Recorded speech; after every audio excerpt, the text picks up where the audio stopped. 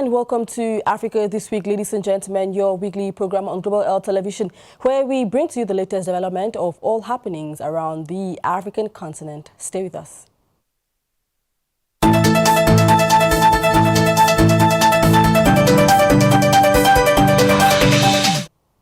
The foreign ministers of the Alliance of Sahel states, that is Mali, Niger and Burkina Faso, were in Moscow last week to strengthen ties with Russia. The high-profile visit saw the three military-led countries reaffirm their strategic partnership with Moscow, particularly in the areas of security and defense. Russian Foreign Minister Sergei Lavrov pledged Russia's continued support to the AES, including military equipment, training and assistance in setting up a joint 5,000-strong regional force to combat terrorism in the Sahel.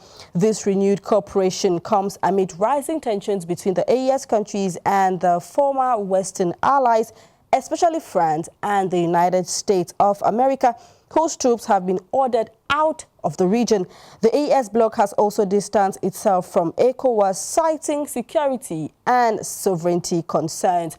We have with us here in the studio 𝘱𝑒𝑚𝘱𝑙𝐿𝘛𝑉 to better analyze this alliance between the Sahel states and Russia. Hello, 𝘱𝑒𝑚𝘱𝑙𝐿𝘛𝑉. Thank you for joining us on set. We are talking about the new cooperation between Russia and the AES countries. What impact do you think this could have on the security situation in the Sahel? Voilà, déjà il faut noter, Joy, que cette coopération entre les pays de l'Alliance des États du Sahel et la Russie n'est pas la première du genre. Voyez-vous, il y a déjà eu, voyez-vous, des partenariats ou alors une coopération entre le pays de Vladimir Poutine et les États de l'Alliance des États du Sahel. C'est la raison pour laquelle le ministre Sergei Lavrov a précisé que c'est juste pour renforcer, parce qu'il y avait déjà quelque chose qui a été fait de ce côté-là. Et on connaît que les pays de l'Alliance des États du Sahel aujourd'hui sont des pays qui sont minés par le terrorisme, etc. On a vu qu'avec la présence, notamment au Niger, du groupe paramilitaire Wagner, un groupe russe, on a déjà vu des résultats que cela a eu à donner sur le plan sécuritaire dans ce pays-là et dans les pays tels que le Mali et le Burkina Faso. Donc, je pense pour ma part que le renforcement de cette coopération militaire va davantage stopper l'avancée du terrorisme dans ces trois États du Sahel. Déjà que ce qui a été fait jusqu'ici n'était pas déjà mal. Il y a déjà des résultats sur le plan sécuritaire. Il y a déjà, voyez-vous, les terroristes qui sont au fur et à mesure en train de disparaître dans ces trois pays-là. Aujourd'hui, nous sommes très rassurés de ce que, avec cette coopération, le terrorisme sera éradiqué complètement dans les pays de l'Alliance des États du Sahel dans les années à venir. Away from terrorism, 𝘱𝑒𝑚𝘱𝑙𝐿𝑛, could this new alliance change the geopolitical landscape of West Africa in general? Peut-être, Joy, c'est ce qu'on souhaite en tout cas, parce que, comme on dit, que ce soit en Afrique de l'Ouest, en Afrique centrale ou dans d'autres pays africains, la Russie se présente aujourd'hui comme le nouvel allié des Africains, se présente aujourd'hui comme un frère, un partenaire fiable pour les Africains. On a traité depuis les années 1960 avec l'Occident, notamment la France, les États-Unis, la Belgique et tous ces pays qu'on connaît là. On a vu les résultats de ces coopérations-là. Mais depuis quelques années déjà, la Russie entre petit à petit en Afrique. Ils ont commencé avec l'Alliance des États du Sahel, où je disais tout à l'heure, la coopération militaire se renforce au fur et à mesure, et les résultats de cette coopération la suivent. Vous savez, la France et les États-Unis ont longtemps siégé en Afrique sur le plan militaire, et on a vu des résultats que ça a donné. Voyez-vous, il n'y avait pas de résultats probants. Aujourd'hui, la Russie vient, on voit ce qu'elle est en train de faire en Afrique, on voit que c'est quelque chose quand même de solide qui est en train de se construire. Donc, les Africains se tournent peu à peu, ou alors petit à petit, vers la Russie, parce qu'on voit le travail qu'ils abattent sur le plan militaire et même sur le plan économique, parce qu'il faut dire que la coopération entre la Russie et l'Afrique aujourd'hui ne se limite pas seulement sur le plan sécuritaire, voilà, sur le plan économique, sur le plan sanitaire, et bien sur le plan, voilà, même de l'éducation et tout ça. Donc, c'est une grosse coopération et la Russie est en train de faire ses preuves en Afrique. C'est la raison pour laquelle la dynamique qui est en train de se passer dans l'AES aujourd'hui peut d'une manière ou d'une autre, influencer ou alors impacter les autres pays, que ce soit dans la sous-région Afrique de l'Ouest ou même dans d'autres sous-régions en Afrique. Parce que quel pays aujourd'hui ne veut pas se développer, quel pays ne veut pas franchir notre cap? Et la Russie aujourd'hui se présente comme ce pays-là, cet allié-là qui vient pour aider l'Afrique à poursuivre, voyez-vous, la dynamique qu'elle a commencé depuis quelques années déjà. Thank you very much, Peter 𝘱𝑜𝘶𝑟, for joining us. Ladies and gentlemen, when we come back, we talk about more cooperation between Africa and other countries. Don't go anywhere. Bye.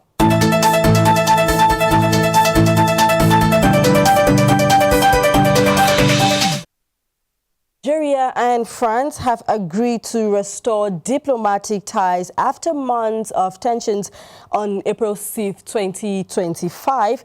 French Foreign Minister 𝘱𝑜𝘶𝑒 Barrot met with Algerian President Abdelmadjid Tebboune in Algiers, where both sides agreed to resume cooperation across all sectors. The diplomatic fallout began in 2024 after French President Emmanuel Macron expressed support for Morocco's claim over Western Sahara, a position strongly opposed by Algeria. In response, Algiers recalled its ambassador from Paris and restricted some trade ties, including wheat imports from France. Relations further soured after the sentencing of Franco-Algerian writer Boualem Sansal to 5 years in prison in March 2025, sparking criticism from the French government.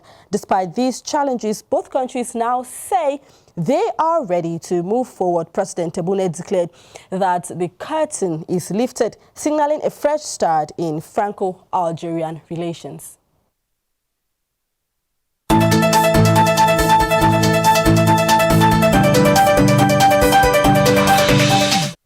And now let's go to Rwanda. Yes, Rwanda marks the 30th anniversary of the 1994 genocide against the Tutsi. This day, April 7, 2025, with solemn ceremonies across the nation, President Paul Kagame leads the commemoration at the Kigali Genocide Memorial, where he reflects on the country's journey of healing and reconciliation since the tragic event that claimed the lives of approximately 800,000 people.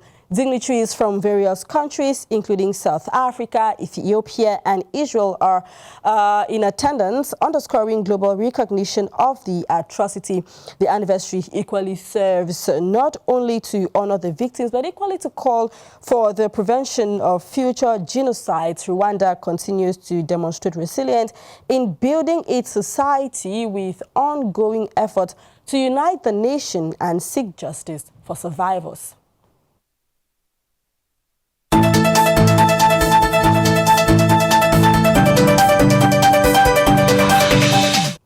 And now, ladies and gentlemen, let's take you to Niger. Quite a lot of things have happened in that country over the last week, and we are going to be discussing them with our correspondent in Niger, Jean-Marc Bikok, who is joining us right now.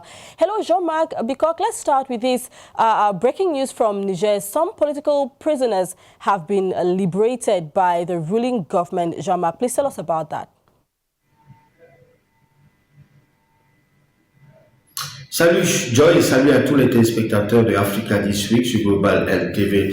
Effectivement, la libération de certains détenus politiques et militaires a eu lieu au Niger au début du mois d'avril. Ce sont les résolutions des assises nationales tenues du 15 au 20 février dernier à Mohamed Gandhi.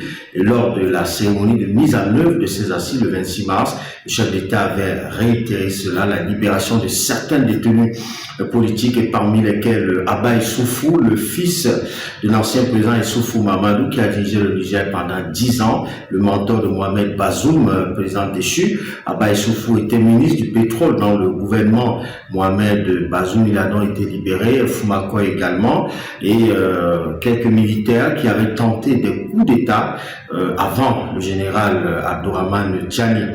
Il faut préciser que c'est une liberté provisoire parce que peut-être dans les jours à venir, certains ferait face à la justice, car le chef d'État avait dit à Mamadi Diaby le 26 mars dernier que le pardon, la réconciliation ne feront pas abstraction de la justice. On ne pourrait pas oublier la justice, car les Nigériens ont soif de justice, puisque plusieurs personnes aujourd'hui réclament la justice, des personnes qui ont souffert sous le régime du 𝘱𝑚𝘱𝑙 pendant 13 ans. On y reviendra dans les prochaines éditions d'Africa this week avec plus de détails.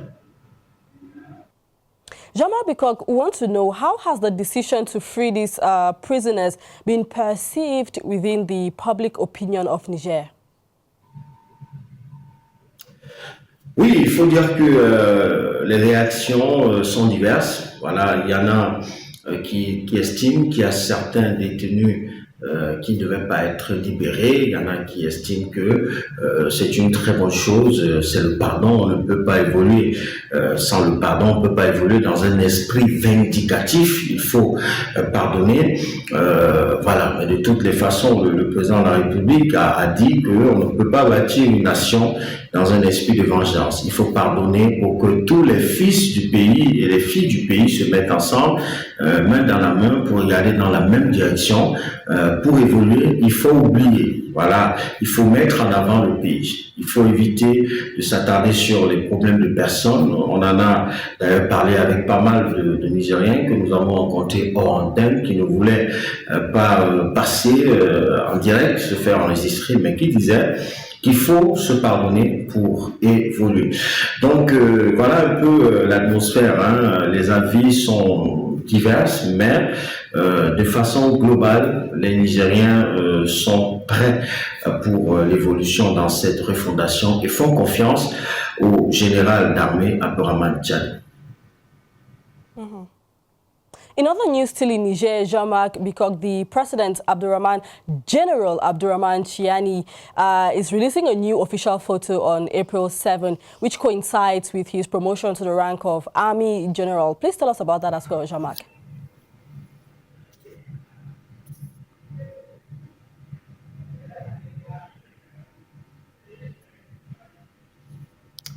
Oui, l'actualité au Niger, c'est aussi la nouvelle photo du président de la République, le général d'armée Abdourahmane Tiani, qui est passé de 2 étoiles à 5 étoiles, plus 3 étoiles. Donc le communiqué officiel a été rendu public il y a quelques jours pour demander à toutes les institutions étatiques, privées, d'attendre dès le 7 avril la nouvelle photo du président de la République. On devra donc changer l'ancienne photo où il avait 2 étoiles, général de brigade. Ce sera désormais la photo avec 5 étoiles, une preuve, voilà, de l'évolution des choses. Et puis le général d'armée a mérité cette promotion parce que depuis 2023, c'est beaucoup de combats, fait partir l'armée française, qui n'est pas donnée, car ce n'est pas tout chef d'État qui pourrait réussir une mission pareille.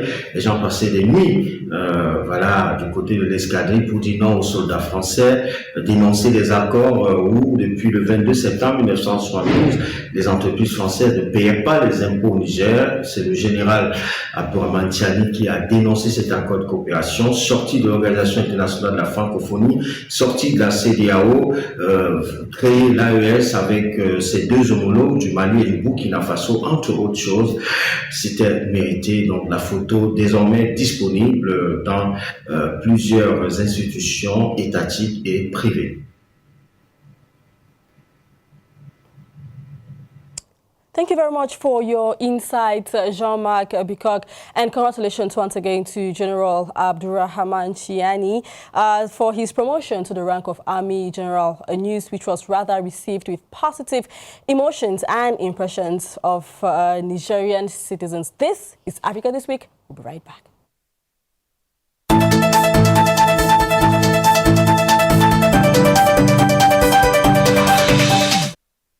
Guinea's new military government has announced that a referendum to adopt a new constitution will be held on September 21, 2025. The announcement was made by General Amara Kamara, reading a presidential decree on state television.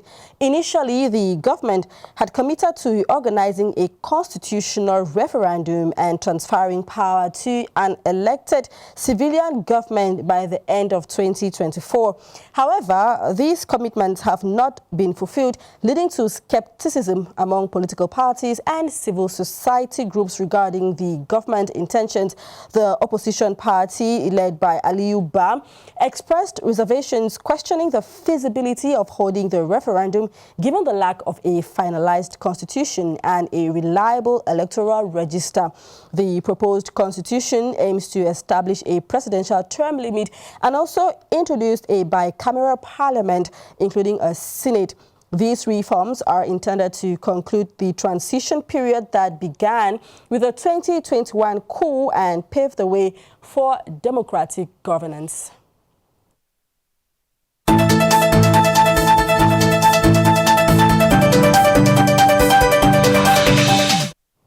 You're watching Africa This Week on Global L Television. April 4, 2015 to April 4, 2025 marks a total of 10 years since the Constitutional Court of the Democratic Republic of Congo was established. A ceremony to celebrate these 10 years of existence was held within the court itself in Kinshasa. Get details with our correspondent over there in the Democratic Republic of Congo, 𝘱𝑒𝑚𝘱𝑙𝐿. Hymne national.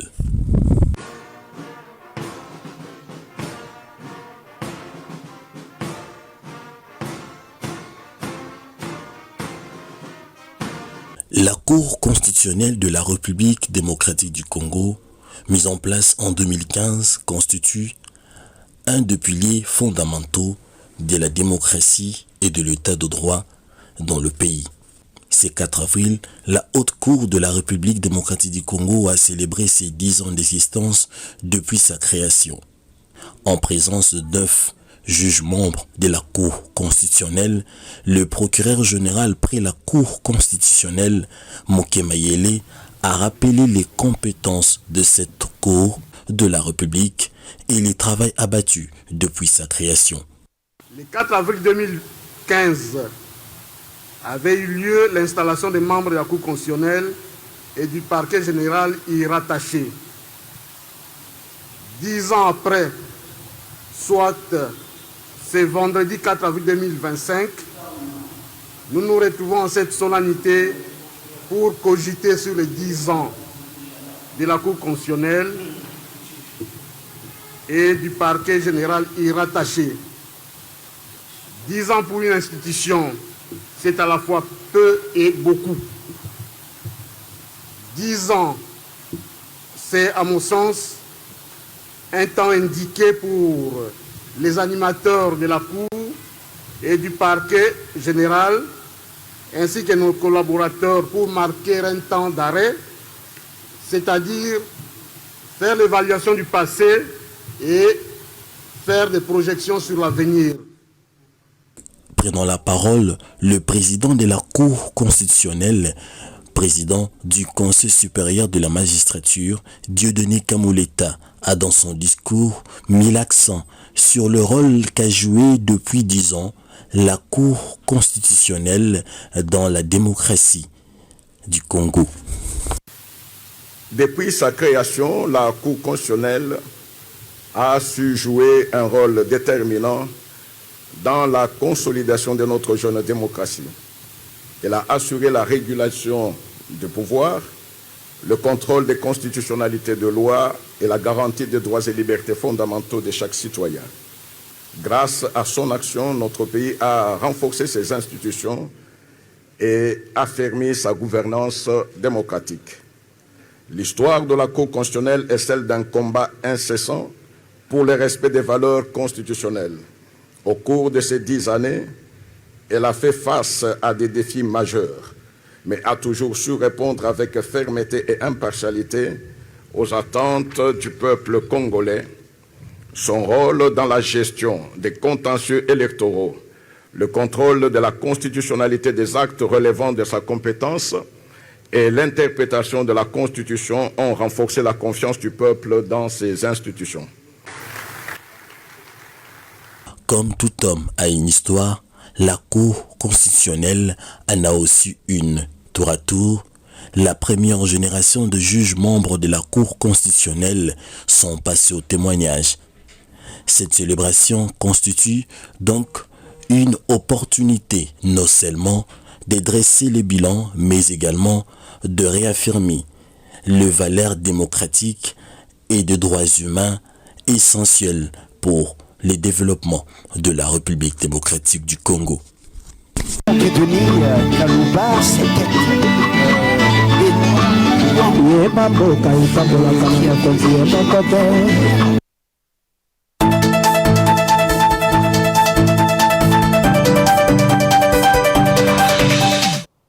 In a widely acclaimed development, Namibia has imposed visa requirements on U.S. citizens effective since April 1, 2025, ending a long-standing policy that allowed U.S. travelers to enter the country visa-free for up to 90 days. Under the new regulations, U.S. passport holders must obtain a visa either in advance or upon arrival at designated entry points, such as the 𝘕𝑜𝘭𝑜𝑖�53 International Airport in Windhoek and Walvis Bay International Airport. The visa fee is set at 1,600 Namibian dollars. That's about 88 American or US dollars. The Namibian government has explained that this move is part of a policy of reciprocity, responding to similar visa requirements or visa restrictions that have been imposed by other countries on Namibian citizens. The change comes amid growing concerns over unequal travel conditions for citizens of different nations. US travelers who plan to visit Namibia for tourism, business, or other informal purposes should be aware of this new requirement and ensure they secure the necessary visa before traveling to avoid complications at the border.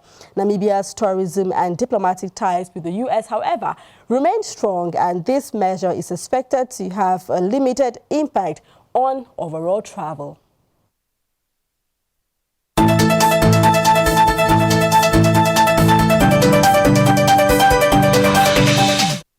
In Libya, the central bank has devalued the Libyan dinar by 13.3%, setting the new official exchange rate at 5.5677 dinars per US dollar. This marks the first official devaluation since 2020, when the rate was at 4.48 dinars per dollar. The devaluation aims to address economic challenges, including a significant disparity between the official and black market exchange rates. Now, prior to this adjustment, the black market rate stood at approximately 7.20 dinars per dollar, contributing to fiscal pressures. A power struggle over control of the central bank had previously disrupted oil production and export, leading to reduced oil revenues, a critical income source for the nation. In response to these economic strains, the Central Bank of Libya has also reduced the foreign currency purchase tax from 20% to 15%, aiming to alleviate some of the financial burdens on its citizens.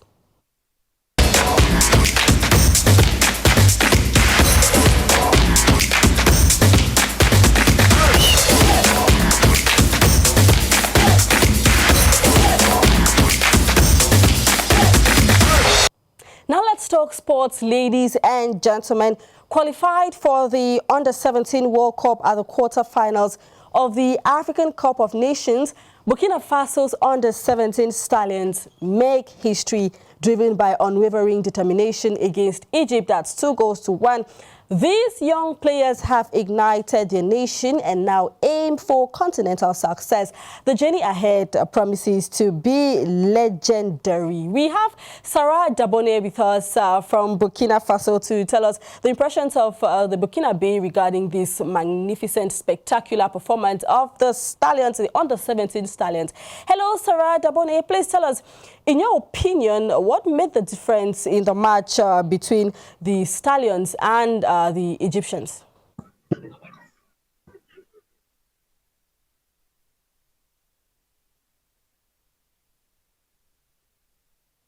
Salut Joy, salut chers téléspectateurs de Global LTV. Alors, ce qui a véritablement fait la différence dans ce match décisif contre l'Égypte, c'est la solidité mentale et l'organisation tactique des jeunes étalons. L'équipe a su rester disciplinée malgré la pression et a appliqué les conseils du coach Barrow. On a également vu une grande détermination individuelle chez les joueurs comme 𝘱𝑚𝑚𝑗𝑙𝘕 qui a brillé face au Cameroun lors du premier match. Face à une équipe égyptienne qui jouait à domicile et bénéficiait du soutien de son public, les Burkinabés ont su faire preuve de sang-froid et d'efficacité. So tell us, 𝘱𝑜𝘶𝑟 Dabone, how is this historic result being perceived locally by the supporters and by the media as well?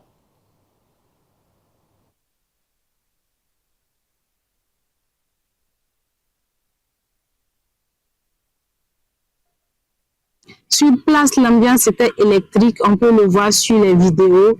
Le résultat a été accueilli avec un immense enthousiasme, aussi bien par les supporters que par les médias locaux.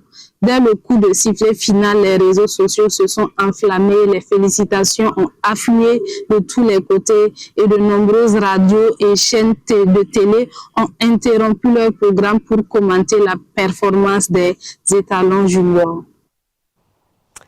𝘱𝑜𝘶𝑟 Dabone, after this victory against Egypt, what is now left to be done by the Stallions, the under-17 Stallions of Burkina Faso?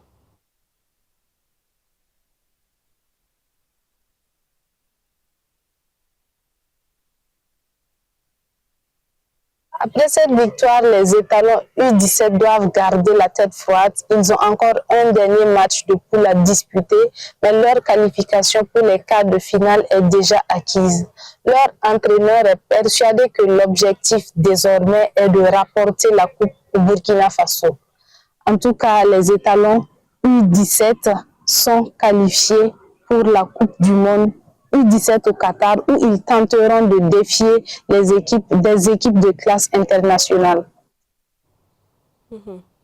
Absolutely fantastic performance by the under-17 Stallions of Burkina Faso, and good luck to the squad as they continue their journey in the AFCON and in the World Cup, the under-17 World Cup as well. Thank you, 𝘱𝑜𝘶𝑟 Dabone, for that insightful intervention there. Ladies and gentlemen, it is at this point that we have come to the end of today's program. Thank you for being with us, and until we meet next week, stay tuned to this channel for your daily dose of information and entertainment. Bye-bye.